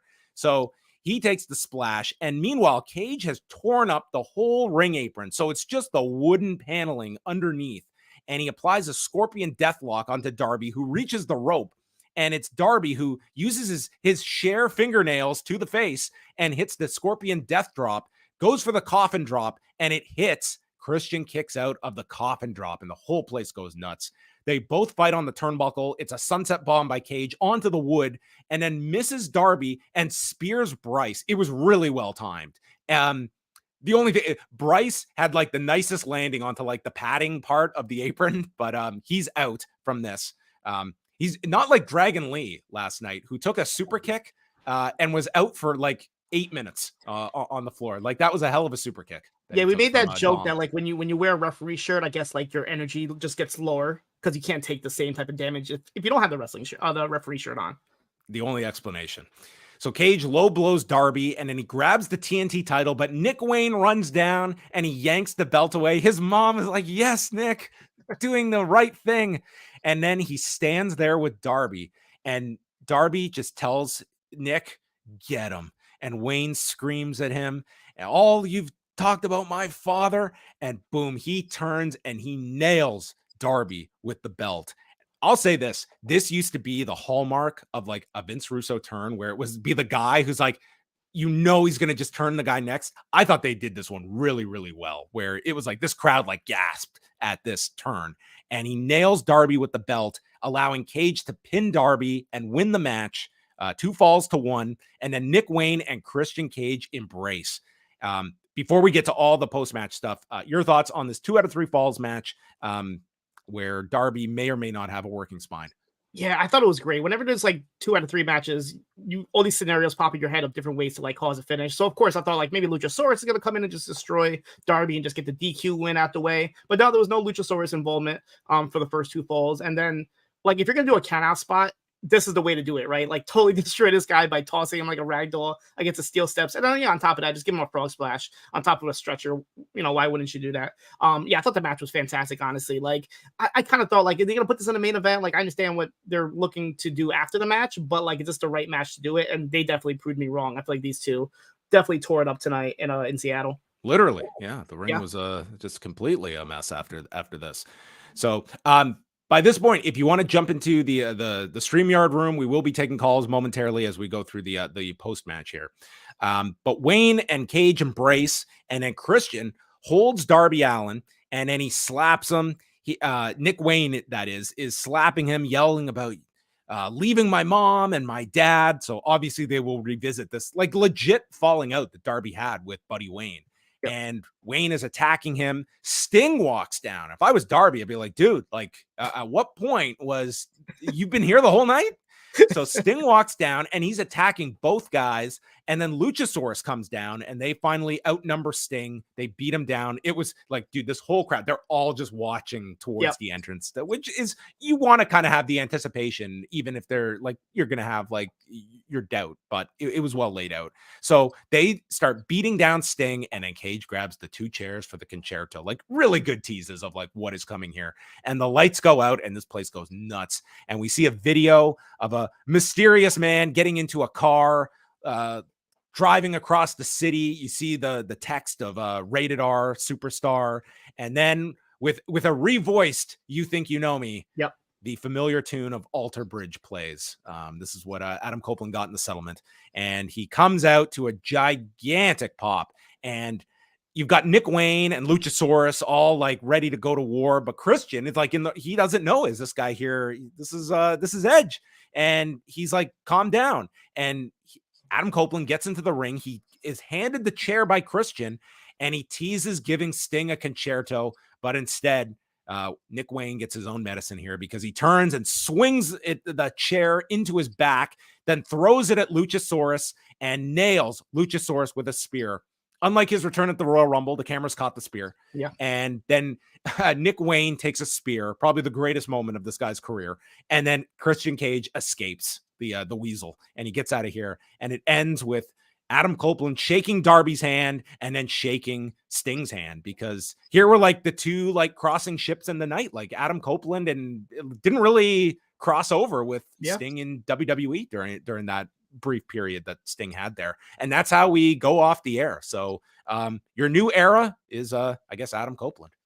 Yeah, we knew it was all going to come. Like, this was going to happen, right? Like, especially with the match placement, we knew at the end, like with the beatdown, like, it knew it was going to happen. But the overall presentation was very well done. I'm not going to lie, when the lights went off and they came back on and you saw like the feature presentation thing, I'm like, are they bringing in Sami Callihan? Because he does like the same exact thing in Impact. He does like the lights out gimmick, and then he has like the Quentin Tarantino like feature presentation. But I love that whole. It kind of reminded me of Kurt Russell in Death Proof, like the Grindhouse movie, because he has like almost the same idea with him in the car and driving up and everything. But yeah, I was totally shocked that they like kept the same music, and they even kept the Rated R Superstar and all that. So it's pretty much Edge. It's Edge just calling. You pretty much got the Edge package here, minus the name, which I think is very replaceable very easily. So just to read this is from Andrew Thompson with the recap of Adam Copeland did do the press conference afterwards. And Tony Khan stated that Copeland is going to be full-time with the company. Copeland expressed that he wants to help and contribute, and felt AEW is where he could do that. The WWE Hall of Famer is scheduled to appear on the 4-year anniversary of Dynamite on October 4th and Collision on October 7th. His first match is taking place on Tuesday night Dynamite on October 10th against Luchasaurus, who he speared at WrestleDream. So that's the night they are head-to-head with NXT. Yep. Copeland stated that he contacted Darby Allin on Friday night when he landed in Seattle. They shot Copeland's vignette that aired prior to his on-screen arrival. Copeland added that someone saw him at a burger spot prior to his debut, but said individual did not say anything. Speaking about arriving to AEW with Alter Bridge's Metalingus, he said that song comes with him wherever he goes, and Alter Bridge are his friends. So there you have it. That is from Adam Copeland, who will wrestle on October the 10th, which is they are not looking to lose on a Tuesday night. And especially if you have potentially FTR and the Bucks on that show, and we know they're doing Saraya and Hikaru Shida, so that will be a loaded up show. But before we get to the calls, John, your overall thoughts on WrestleDream? First of all, I'm very happy that fan didn't like take a picture of like Edge like downing a burger or something. Did you see the picture of somebody took a picture of Kenny Omega filming the segment of Don Callis to catch this? And I thought that was kind of funny, but I'm happy that the same thing didn't happen here. But yeah, this show was amazing. When they first announced it, I was like confused, like, okay, it's an Inoki tribute show, but New Japan talent isn't really available. But once the card was put together, I'm like, oh yeah, that sounds great. Oh yeah, that sounds great. And then like just the overall presentation of the show was fantastic. I think next year, if they're able to time it out correctly and actually have some more New Japan involvement, if they continue to do this, I don't know, have they said if they're going to continue to do this as a yearly thing, or is it like a one-off tribute show? I'm not sure if they had like made that clear or not. But regardless, if they do this next year, I feel like it can only be better. I think you make this an annual event. If you're looking to expand your pay-per-view calendar anyway, I think that this could be something you do every year. I really thought this was among the best AEW pay-per-views they've ever produced. I think this will probably be my show of the year. It's certainly a match of the year candidate with Danielson and Zack Sabre Jr. Like I really believe this is, one of your all-time great pay-per-views that the company has produced. Like really, like among pay-per-views, this would be upper echelon. I have very strong thoughts on this show.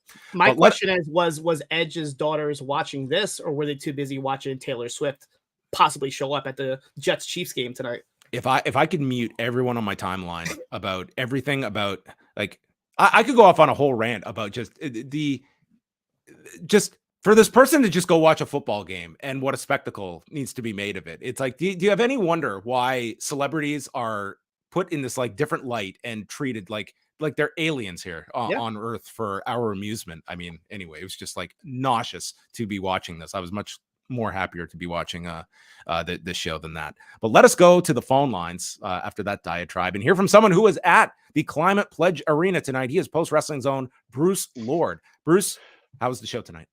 It was pretty fantastic. Once again, I was there for Collision last night, and like I was saying to Wayne and Kate when I was calling in, there was this just a real sense of anticipation at that show that almost seemed to override interest in what was actually happening on Saturday. But yeah, the big marquee matches here that this crowd was very much excited for, I feel all entirely delivered and got the hometown reaction that you were looking for from all of the Seattle talent. And more than any of them, I don't know if it came across this way on the television or not, but the noise for Strickland was really something to kind of be in the middle of this, just real rallying behind him, kind of in this very sort of, no pun intended, defiant sort of way. Like we know that, this is kind of a one-off thing where he's going to be booed everywhere else. And so therefore we're going to make as much noise as we can for our hometown guy and make him feel like a next level, draw and a next level superstar. And hopefully that came across on the feed. And like you were sort of saying a minute ago there, so, the whole, Inoki sort of thing, and to what degree is this, a New Japan tinted show or whatever. This really did feel like, I mean, if we kind of get abstract or whatever with the WrestleDream name, you kind of had some representation of just pretty much every single style that you might possibly see in watching a year's worth of AEW television, from the very technical, like basically Bloodsport match, with Claudio and Barnett, the technical match. How did that get over in the arena, Bruce, especially when it was so early in the show? I really enjoyed watching it, but I can certainly see it's not everyone's cup of tea either. I don't think that the crowd even clocked like the Barnett Washington connection for the most part. And it was just sort of like, oh, Claudio's on television and we're not really sure who this guy was. I mean, I was having a great time watching it and, spotting it even as, somebody who doesn't follow MMA. I can certainly can enjoy an MMA styled match. But that said, Barnett's promo and conversation with Claudio afterwards, people seem to really respond to that. The idea of this sort of being this show of kind of grace and respect, and the shout outs to Inoki and everything that Barnett was making, but even more so than the match itself. I think that won people over in the room. Match of the show, was it pretty unanimous? It was Danielson and Zack Sabre Jr.? For me, it definitely was. There were parts when the crowd was a little bit more quiet for that. It had ebbs and flows and rises and falls, but I think that matched up with the structure of the match. And purely selfishly, I felt just like so lucky and so fortunate to be physically that close to that match and to be able to just see those transitions and the move from submission to submission and whatnot up close, and be able to see all of that movement and just how naturally it came to both guys. That was something pretty special, and it did occur to me kind of as Danielson was walking off there, okay, if we're talking about this year-long timeline and whatnot, there's a very finite number of times that I will ever see him wrestle in person ever again, so very much like seeing Shibata wrestle, it's something that you can't take for granted when you're seeing it, because there's a time when that just wasn't going to happen, and that was impossible. So that felt got goosebumps throughout most of that. And just the last thing, how much kind of speculation was there just that you could sense among those in the audience about like Adam Copeland? Like, did you get the sense like it was a generally like big surprise, or did you hear that sort of like trickling its way among the Some audience? of the crowd was definitely surprised, but you'd be hearing like the Roddy style, like Adam calls, throughout the night, when obviously that's, it wasn't Adam Cole that people were talking about there. So there's definitely, I don't know, I'd say maybe like 30% of the crowd definitely had an inkling as to what was coming, but there were certainly all manner of people, including the person sitting to my left, who had no idea that was coming whatsoever, and they were just completely bowled over by it.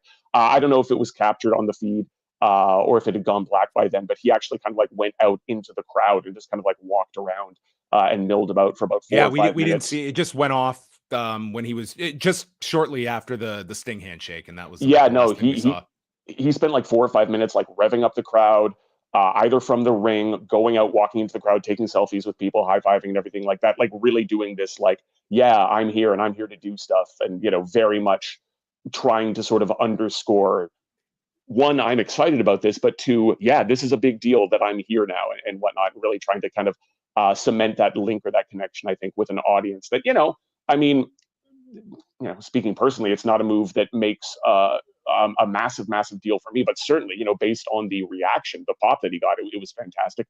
We can debate whether Edge has been a draw for WWE television of recently until the cows come home, I suppose. And there's some data that suggests that maybe he isn't. But it was a incredible pop when people realized, when they heard that voice and the alter bridge comes in there. I'm sorry, John, did you say that song is called Metalingus? Yes. I was a happier person not knowing that. I have to admit it can also be referred to as the Adam Copeland theme. Let's go with that. We'll get the Edge out and get that unfortunate title out. But So I mean, I again, not to kind of harp on about things, but having seen this and getting to see Forbidden Door live in person, getting to see Omega and Ospreay tangle it up again. You kind of run through and just look at the list of matches that were on this, and you just have to say, like, regardless of what's happening with the live draws, and the ticket sales and things like that, this is a company that is putting together matches that are just incredibly exciting, incredibly tantalizing, and I do think live up to this whole kind of billing this as a, kind of a magical night where, dream matches come true and whatnot. So yeah, very, very, very much worth the trip down the I-5 and renting a hotel for a couple of nights to catch the show this weekend. Well, thanks very much, Bruce, on back-to-back nights giving us the live reports from Seattle. And we look forward to hearing you next Saturday with Kate from Montreal. So we will look forward to you on Collision Course next week. Happy to call in. Looking forward to getting to talk with Kate about the further adventures of one Mr. Copeland. So looking forward to catching up with the rest of your review, guys. Have a good night. All right. Thanks a lot, Bruce. All right, we are going to keep it going here on the phone lines. Let's go next to Matt from Montreal. Hello, Matt. Hey guys, how's it going? It's going pretty well. What did you think tonight about WrestleDream?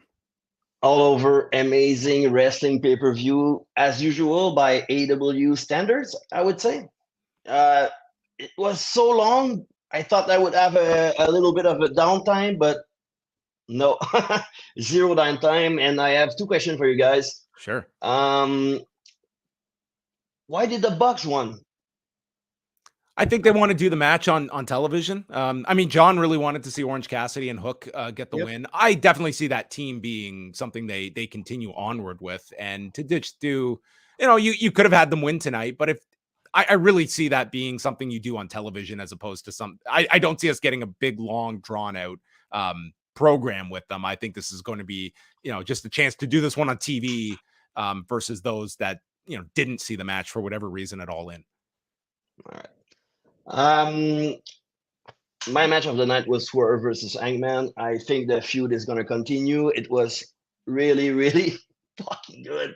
And at the end, I'm always wondering, I think, John, you talked about it. Why did we play the video package before Edge entrance?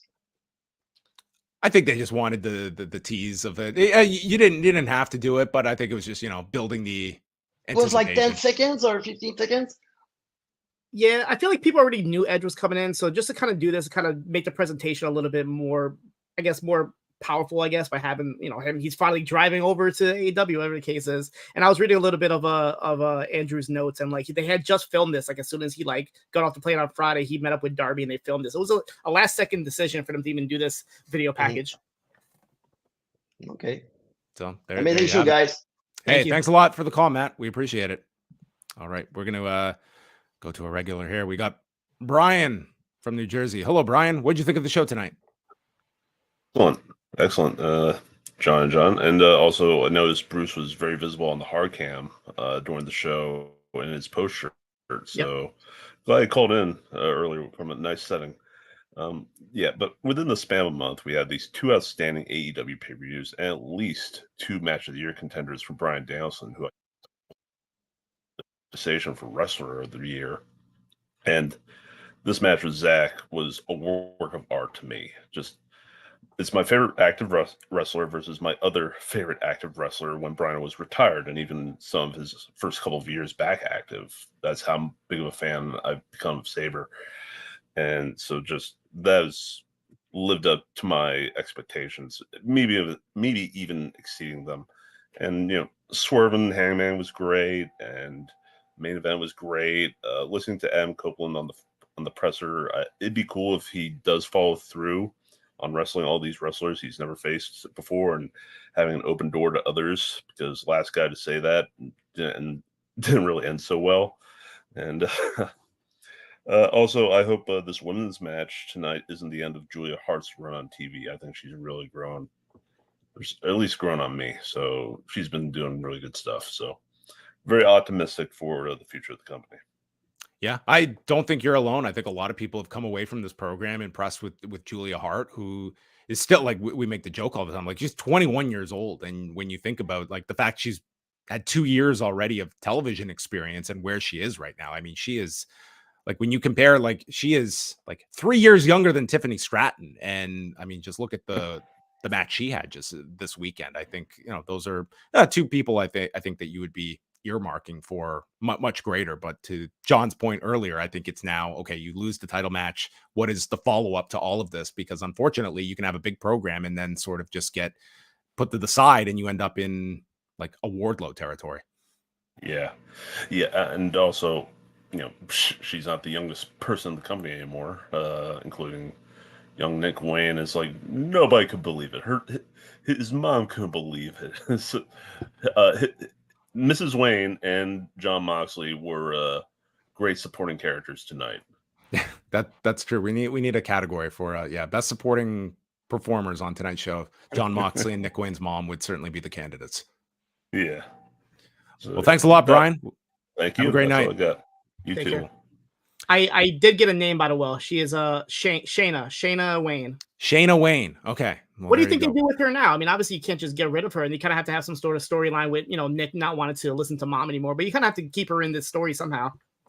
I think you have to do at least some follow-up. Like, obviously, like if you could hear like what Nick was like shouting at Darby, like obviously they're gonna play into this like falling out that Darby had with Buddy Wayne, and that would suggest having her. Like she's somebody like she has taken very well to Yep. the role of like when she's been called upon. That I certainly feel that there's more to be had here. Yeah, I mean, the ultimate heat is like she joins in and is like I know Christian's like sidekick. that's what I was thinking. That she like start dating Christian and like he becomes like the stepdad to Nick Wayne. And we haven't even seen her outside. They're of gonna totally exploit that. Like he is now gonna be like the father figure. Like Nick Wayne will probably like call him dad, and so, like they're gonna lean heavy on that. I think that is very clear. So I know they announced Copeland versus Luchasaurus, but you would think the obvious match coming out of this would be like the 6-man, right? You have Darby, Sting, and Copeland against Christian Cage, Luchasaurus, and Nick Wayne. But even down the line, you could even have like Copeland teaming up with FTR because they have that relationship between those three. You could have them as a trio down the line. It could be like the new CMFTR, but it'll be like, I don't know, rated R TR or something.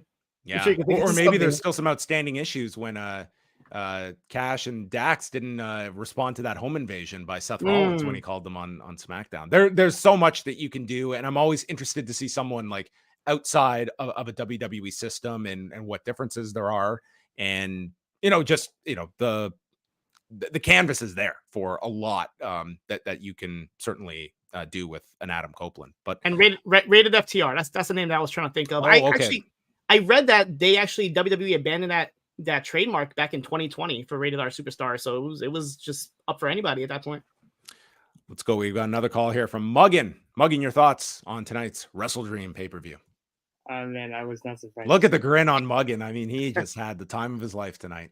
No, well, I mean, John, I tuned into WrestleDream to see Bryan and Zack Sabre Jr. Mm-hmm. I tuned in for that, and there was no crazy bumps. It was just just technical wizardry, like from bell to bell. It was a part of the match too. Like you had this stellar match, and yeah, there was nothing in that match where you're like worried about this. And like for Bryan Danielson, like this last year, it would just be so detrimental. Sure, he's working with like a rod in his arm and such. Like that would be just so disastrous if he had some like big injury, and he's had a lot of them lately. But you watch a match like tonight, and that's something that I'm not saying you can do that every single night, but it's one that like on the risk scale, it's much lower than say like, other comparisons. Like, I don't want to see this guy taking a Michinoku driver onto the stairs. Yeah. I mean, like, him and Zach work beautifully together, and this is the kind of match I really like. It is a breath of fresh air because, Dynamite is, AEW has this PWG-esque style that is so prevalent, and when you see a match like this, it definitely is a nice little palate cleanser to everything. And going ahead to the main event, look, I mean, listen, Christian is such a fuckboy. If you're trying to hit on Nick Wayne's mother, and when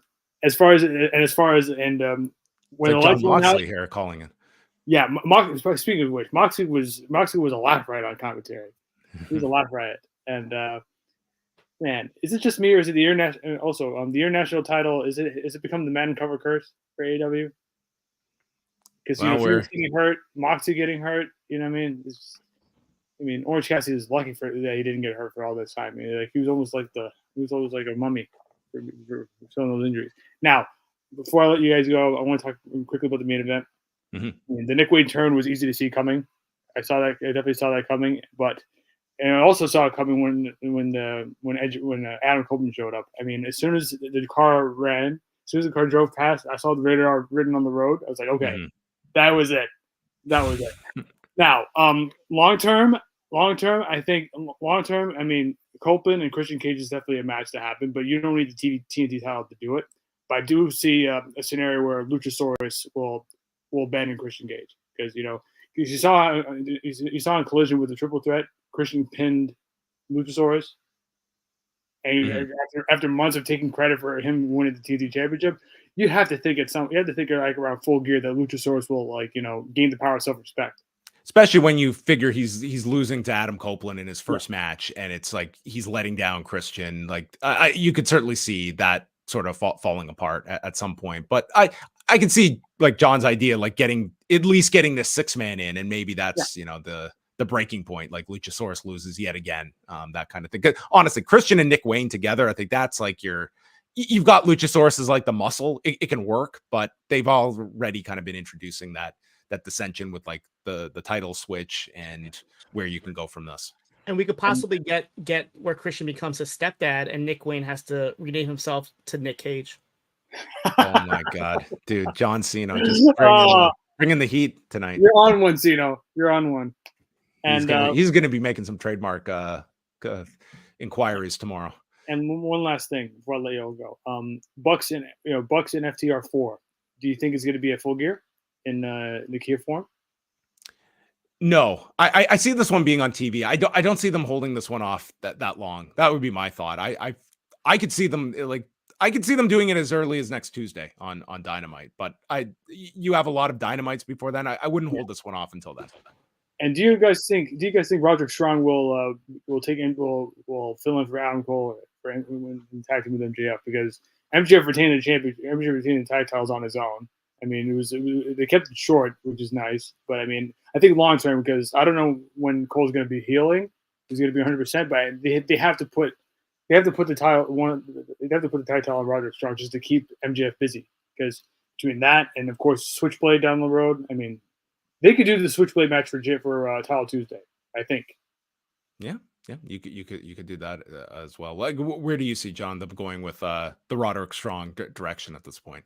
Yeah, I mean, there was 5 guys that attacked him. So in my head, I was thinking it could be Taven, Bennett. Oh, is it Taichi's crew? They've got like the mystery 5th man they're going to introduce next week. Maybe that's who it was. Yeah, the do 5 guys. But no, I figured it could be Cole, Roddy, Kyle O'Reilly possibly be back, and then the Kingdom as like the 5 guys that are there. You know, I think the ultimate plan was for Cole to like lure MJF in and then finally take the title from him, which I think is what's going to happen eventually.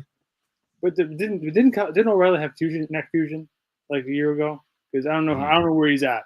Yeah, but who knows? You know, AEW is full of surprises, aren't they? Well, clearly, as we saw at the end of the night, I mean, it wasn't really a surprise, anyways. All right, thank you very much. Thanks as always, Muggin. All right, this for real, I think, is our last call here. We got Andy. Andy, what did you think of WrestleDream tonight? Hello. Guys, so today was a public holiday in India, so thankfully I got to watch WrestleDream, and thank you for the public holiday, because absolutely this is one of my favorite shows of the year.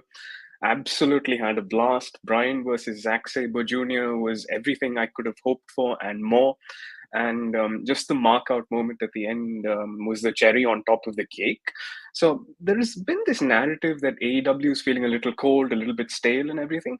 But I haven't felt that to be the case over recent times. Ever since, I would say, Grand Slam, I've been like really hooked onto the product. I've started buying the storylines. I've been buying the characters. And today we get to the show and I'm like hooked onto many of the characters. I'm rooting for outcomes. I feel like they're starting to turn a corner. I don't think it's so much the quality of the shows that have diminished. I think they're on a great run of these pay-per-views. I just think when we're looking at, what has been the public's response to a lot of these shows, and this has been, they're going through a cold period when it comes to some of their from a live event perspective. I mean, even tonight, like 6,000 or so at the Climate Pledge Arena, like it's well down from when they debuted in the market, but like these pay-per-views are delivering in a big way, and we'll see if there's an immediate effect of Adam Copeland coming in, if that's going to spike ticket sales. Like it does feel as though they're coming out of this show with a lot of interesting places where you can go, and if that momentum transfers to business for the company. But it's not so much a quality issue for me. I would say most Dynamites and Collisions, you leave pretty satisfied, I would say, overall. Yeah, because the one criticism I've always had of AEW a little bit over the last 15 months was that I don't think they've always done the greatest job of building up to pay-per-views. And I think, I think that's turned a corner as well. And I think giving them monthly pay-per-views, even if it's diluting them a little bit, I think could help give them a lot more direction. Yeah, it's a great point, Andy. I think that when you have less time to build them up, there's a big difference from going from 3 months in between pay-per-views to 4 weeks between this one. And this was a card that, on paper, like it looked outstanding. And I think it over delivered from that. So you'd be happy to see them go to a near monthly model if they make that jump in 2024. And it gives more people the opportunity to have like matches, right? Like a Julia Hart might not have gotten a pay-per-view match if this WrestleDream show didn't just kind of spawn out of nowhere. So it definitely gives people more an opportunity to actually have some spotlight on them. So there's just one last question, and I'll take your answer off the air. Sure. There's this groundswell on Twitter that I saw today where people are saying, "Oh, surely this means Punk goes to WWE." I still kind of think it's unlikely. Where do you guys stand on that? Thank you. All right. Thanks a lot, Andy. Where's CM Punk going, John? Do you have the answers? Where would you like to see him go? If he's adamant on his wrestling career continuing, like where do you like throwing AEW out as an option at this standpoint? Well, he's not going on heel season 3, that's for sure, because that unfortunately came to an end. I know like people in Impact have been saying like, oh, it'd be great to have him here. Obviously it would be, but I feel like CM Punk would be too big for like an Impact. Like that's like your third company North America wise, right? So I feel like you have to go to WWE at this point. It's like the one thing that hasn't happened. They teased it with the whole backstage hosting duty that he had. But I feel like, yeah, this is the time to do it. And like, it's literally going to be like his last chance.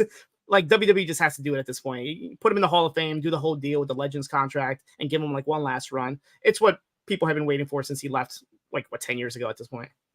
Yeah, it could be a very interesting like sliding doors if you see like in a couple of months time, CM Punk going there and you get Edge in AEW. And is there a discernible difference that you see in Adam Copeland in this run versus what we saw in the comeback run in WWE? Like he certainly got the people to work with, but again, like you have a lot of people in these like kind of legend roles, and like here is another one that is going to command like to justify you need to put this guy in a lot of like key programs, taking up a lot of television time, and there's certainly the reason to do it coming out here, but you're in a company that still does have Sting and still does have a Chris Jericho. And, there's many of these names and they all require a lot of time and big angles.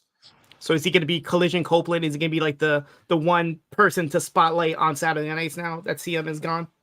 Yeah, well, it's interesting that they are putting him on both shows this week, and whether you see him like acclimate to like a once a week, whether it's Wednesdays or Saturdays, or if we just see this kind of loose back and forth as we see with a lot of the guys. But that will be the big talking point coming out of tonight's show, which was an excellent pay-per-view, I would say. Are you leaning towards this as your show of the year, John? Where does this one stack up? It might be up there, honestly. Like I can't really say any bad matches. I would cut a match or two that didn't really need to be on this long of a show, but this entire show was great from beginning to ending. So it might be up there as my show of the year, and especially a show that we didn't really expect much, right? We just knew what it was by title, we knew what it was by theme, and then the card kind of literally just came in front of us like weeks before the show actually happened. So because of that alone, I feel like it definitely deserves to be talked about as one of the best shows this year. Well, hopefully this was one of the best shows of the year that you listened to with our review. The great John Cena joining us here on a back-to-back nights. You can also go back, listen to him and Braden go through the NXT No Mercy show from Saturday night, which was a pretty good show itself. I thought the last 2 matches were excellent on that show. And we also are going to be back Monday night. It is Rewind to Raw with myself and Wei Ting. We'll have a live report from Wei on how Wu-Tang performed in Toronto.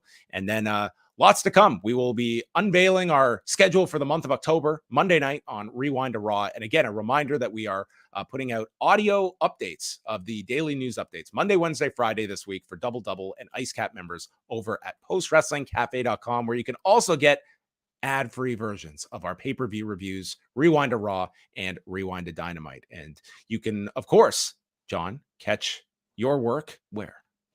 I am at the Poison Rana feed. You can catch me. What Up Though? We just put up a new episode, Me and Be Detroit. So if you liked our work on Up Next covering for 3 weeks, we go into the entire Heels second season. We talk about some Halloween movies that we've seen or some movies that we're seeing as well. And of course, Shine the Dark every Thursday on the Poison Rana feed. You can hear me talk about MLW and NWA and Impact Wrestling and Rampage I talk about as well. Ring of Honor, which has a lot of stuff happening on a weekly basis. So check that out, 15 minutes or less on the Poison Rana feed. The one man in pro wrestling media weekly covering women of wrestling. The third biggest show in US professional wrestling. So, or third biggest company, I should say. So there you go. Check out all of his work, poisonrana.ca, Shot in the Dark, a must listen to, 15 minutes every week. There's no fat on the show. I mean, it's all just boom, caffeine right to your veins. What's going on in professional wrestling? And he will be back next week, Saturday night, with Wei Ting to cover Fastlane. So you're in high demand, Mr. Sino. So I look forward to listening to that with the two of you next weekend. And that is it for us. Thank you for tuning in to our WrestleDream review.